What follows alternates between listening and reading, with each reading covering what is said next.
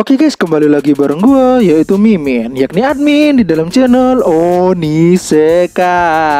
Oke guys, hari baru, chapter baru. Di video kali ini Mimin akan membahas Lookism chapter yang terbaru coy, yakni chapter 480. Di chapter ini ada hal yang menarik dan ada teori yang cukup menarik cuy. Pada chapter 480 ini Mimin setidaknya berhasil menemukan 6 poin dan juga 2 teori coy. Apa aja 6 poin dan 2 teori itu? Nah, kalian tonton sampai akhir, oke? Oke guys, seperti biasa Mimin mau mengucapkan terima kasih banyak kepada kalian semua cuy, kepada 1546 orang yang telah subscribe channel Mimin, dan kepada semua orang yang telah menonton video Mimin, like dan juga subscribe dan komen. Mimin ucapkan terima kasih banyak yang sebesar-besarnya. Oke guys, jika kalian suka dengan video ini boleh kalian like, dan jika kalian suka dengan channel ini boleh kalian subscribe. Oke, gitu aja, kita langsung saja ke poin yang pertama. Let's go. Oke guys, poin yang pertama. Pada awal chapter ini kita diperlihatkan jawaban sekaligus keputusan dari Park Jong-gun cuy. Dan ya, ternyata Jong-gun menolak ajakan bersulang dari Junggo. Yang artinya apa, Min? Yang artinya Jong-gun menolak ajakan Junggo untuk bekerja sama dengan alasan dia sudah minum bersama orang lain.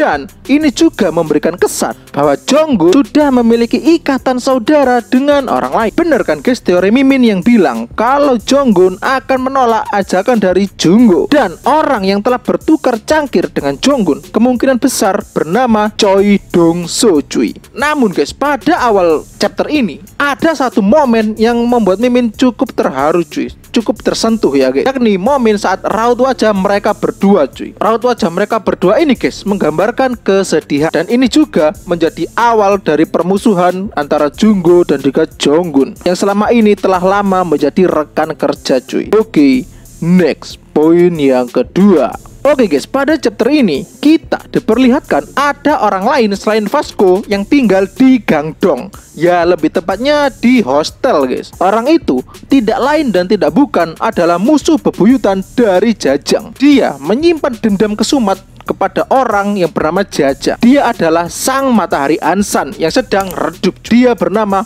An Hyun Song. Dan pada panel ini kita dikonfirmasi jika An Hyun Song masih kalah bertarung dengan Jajang. Bahkan Hyun Song sudah kalah sebanyak 3 kali. Tapi ya, seperti yang Mimin ekspektasi dari seorang yang menyandang julukan matahari, dia tidak menyerah begitu saja karena dia terus berlatih sampai bisa mengalahkan Jajang. Jadi kesimpulannya seperti ini guys, meskipun kalian gagal, tidak ada salahnya terus mencoba. Mencoba memang belum tentu berhasil guys, tapi tidak mencoba sudah dipastikan akan gagal. Dan juga saat berusaha jangan lupa berdoa guys. Keren kan?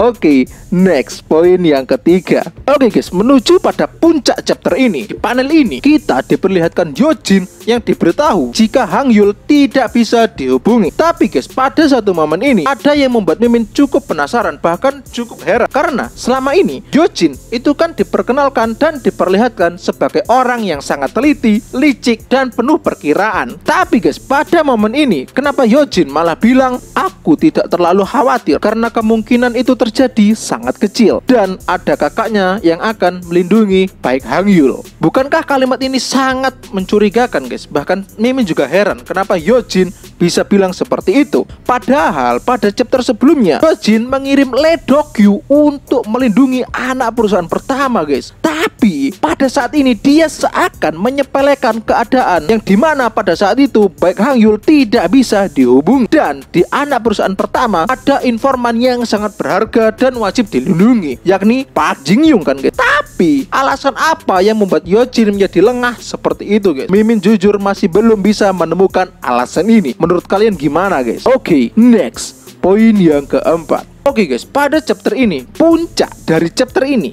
kita diperlihatkan Choi Dong-so yang tiba-tiba datang di anak perusahaan pertama. Dan ini ada kaitannya dengan teori Mimin kemarin guys, yakni teori yang menyebutkan bahwa Lee Ji-hoon adalah tubuh kedua dari Choi Dong-so. Dan sekaligus chapter ini menjadi bukti dan memperkuat teori Mimin pada chapter sebelumnya. Karena apa? Ya karena alurnya sangat mirip saat kematian dari Kwa Ji-chang dan juga No Bak-gu. Kenapa bisa mirip Min?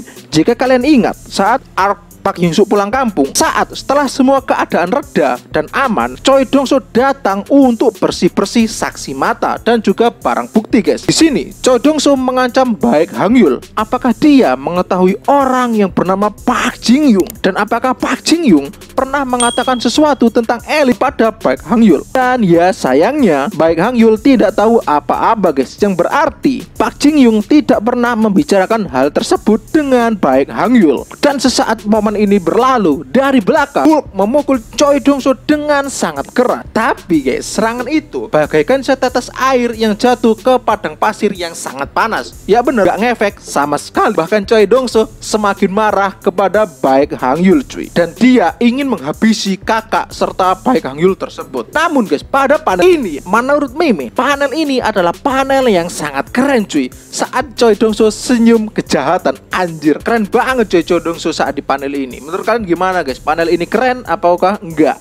Oke, next poin yang kelima. Oke guys, pada chapter ini dan pada panel ini kita diperlihatkan Yojin yang berada di anak perusahaan pertama, tapi dia sudah terlambat. Baek Hang Yul sudah menghilang dan tempat itu dipenuhi oleh darah segar. Dan ya, sudah dapat dipastikan darah siapa itu. Itu adalah darah Hulk, cuy. Ya nggak mungkin lah itu darah Elite, cuy. Nggak mungkin itu. Tidak hanya itu, semua barang bukti seperti CCTV dan lain sebagainya telah dihancurkan oleh Choi Dong Soo. Bahkan CCTV di daerah sekitar juga tidak berfungsi karena pada saat itu sedang mati lampu. Anjir lah, Choi Dong Soo ini memang gigi banget guys. Selain dia kuat, dia juga cerdas dan juga licik. Tapi guys, sepintarnya orang pasti punya kelemahan. Dan kelemahan Choi Dong Soo dipegang oleh Park Jin Young. Namun guys, ada satu momen saat Yojin menyebutkan bahwa dia tidak tahu kelemahan Choi Dong Soo. Aneh kan guys, meskipun dia sudah bersama Park Jin Young lumayan lama, tapi Yojin masih belum mengetahui apa kelemahan dari Choi Dong Soo. Apakah Park Jin Young sedang menunggu waktu yang tepat atau bagaimana rencana kedepannya? Jujur Mimin juga bingung guys. Park Jin Young dan Yujin adalah orang yang dekat, tapi Yujin tidak diberitahu kelemahan dari Choi Dong Soo. Dan ini adalah bukti kekalahan telak dari Yojin. Dia membiarkan anak perusahaan pertama diacak-acak oleh Choi Dong Soo tanpa bisa berbuat apapun. Ya bukannya tanpa bisa, melainkan tidak dibiarkan berbuat apapun guys. Tidak diizinkan oleh kekuatan mutlak dari Choi Dong Soo. Itu poin yang kelima. Oke, next poin yang keenam. Oke guys, pada akhir chapter ini kita diperlihatkan Yojin yang sedang ditelepon oleh seseorang. Dan ternyata dia ditelepon oleh LJ atau Lee Ji-hoon. Lee Ji-hoon berkata bahwa dia telah mengetahui kelemahan dari Choi Dong Soo. Dia juga memiliki bukti bahwa pelaku dari semua ini adalah Choi Dong Soo. Bukti dari dia membunuh Kwak Ji-chang, pencurian Baek Hang Yul, dan masih banyak lagi. Ada yang aneh gak sih pada percakapan Lee Ji-hoon? Karena apa? Karena terus menerus Lee Ji-hoon menekankan bahwa Choi Dong Soo akan hancur. Choi Dong Soo adalah musuhnya. Dia akan melawan Choi Dong Soo. Menurut Mimin, jika dia memang ingin melawan Choi Dong Soo, tidak perlu penekanan seperti itu. Dan sekarang dia pun menekankan bahwa sekarang adalah waktunya Yojin untuk bergerak. Yojin harus bisa memperkuat bukti yang telah dia temukan, dan mereka berdua berencana untuk mengakhiri pertarungan ini untuk selamanya guys. Oke guys, itu tadi 6 poin yang dapat Mimin temukan. Sekarang kita akan beralih ke teorinya cuy. Let's go. Oke guys, teori yang pertama adalah teori mengenai LJ adalah tubuh kedua dari Choi Dong Soo. Ya sebenarnya guys, untuk teori ini Mimin sudah pernah bahas dan upload videonya guys. Di video pertama Mimin yang dulu, di video Lookism yang membahas chapter 430-an. Nanti linknya Mimin taruh di bawah ya. Namun di video tersebut guys, buktinya masih minim. Tapi di video tersebut banyak sekali bukti bahwa Lee Ji-hoon adalah tubuh kedua dari Choi Dong Soo. Jika kalian belum nonton, silahkan nonton ya guys ya. Dan di video kali ini ada semakin banyak bukti dan semakin akurat bahwa Lee Ji-hoon adalah tubuh kedua Choi Dong Soo. Buktinya diantara lain adalah nomor 1, dialog Yojin saat dia bilang jika aliansi mengekspos Park Jin Young, Choi Dong Soo yang cepat dalam mendapatkan informasi tidak akan mengabaikannya. Nah, berdasarkan chapter kemarin, dari semua member Allied yang diperlihatkan membicarakan tentang Park Jin Young hanyalah Park Hyung Soo, dan itu pun dia bersama LJ yang membicarakan tentang Park Jin Young. Bukti yang pertama. Bukti yang kedua, Choi Dong-soo bisa tiba-tiba berada di anak perusahaan yang pertama. Orang yang lama tidak diperlihatkan dan kembali diperlihatkan, tapi udah di AP1. Menurut Mimin, hal itu sangat mencurigakan. Karena apa? Seperti Mimin katakan sebelumnya, alurnya ini mirip cuy saat kematian Ji Chang. Park Hyung Soo dan kawan-kawan sudah selesai urusan di tempat tersebut dan dia bilang ke LJ bahwa ada kekuatan baru di tempat tersebut. Tiba-tiba Choi Dong-soo datang dan menghabisi kekuatan tersebut. Dan di chapter ini, setelah Park Hyung Soo bilang bahwa Park Jin Young ada di anak perusahaan pertama dan dia bilangnya ke Lee Ji Hoon, tiba-tiba Choi Dong-soo sudah di anak perusahaan pertama, bahkan sudah menculik Baek Hang Yul.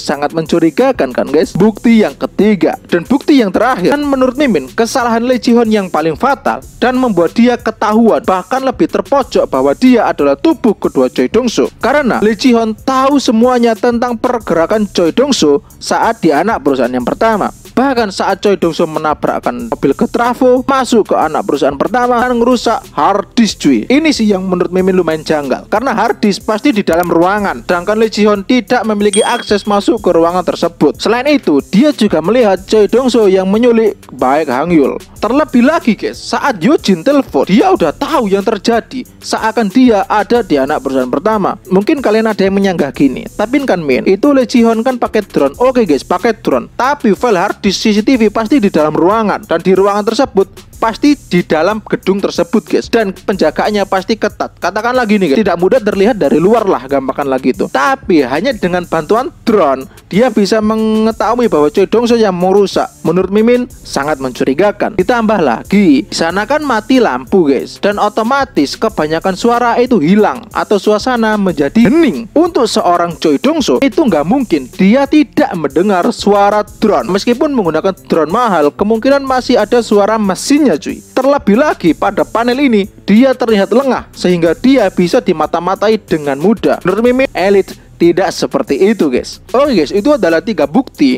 yang dapat Mimin temukan di chapter ini bahwa Lee Ji Hoon adalah tubuh kedua dari Choi Dong-soo. Mungkin di antara kalian ada yang berpikiran gini, tapi kan Min, LJ kan juga mau jatuhin Choi Dong-soo.